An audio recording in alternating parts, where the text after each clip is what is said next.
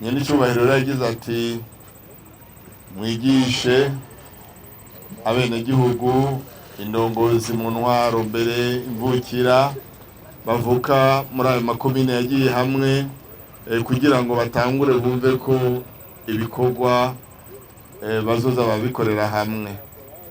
Ubu nta mugambi wa Kayokwe, nta mugambi wa Gisozi, nta mugambi wa Rusaka, nta mugambi wa Bisoro, ubu n'umugambi wa Mwaro.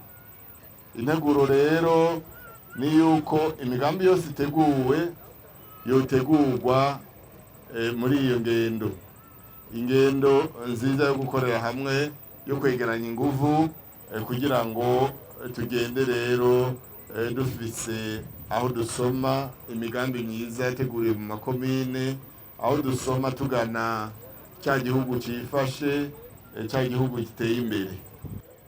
Rero turi mu bihe byiza byo gutegura amatora.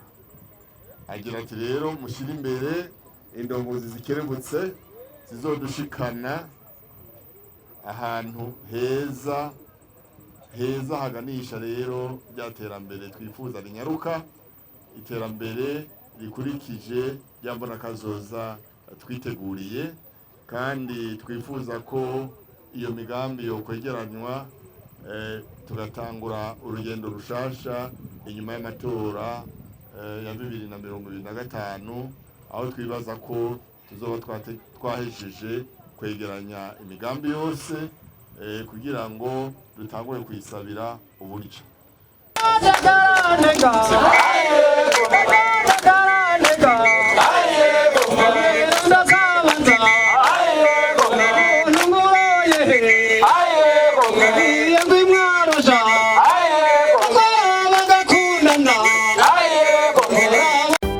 Radio television turakunda cyane.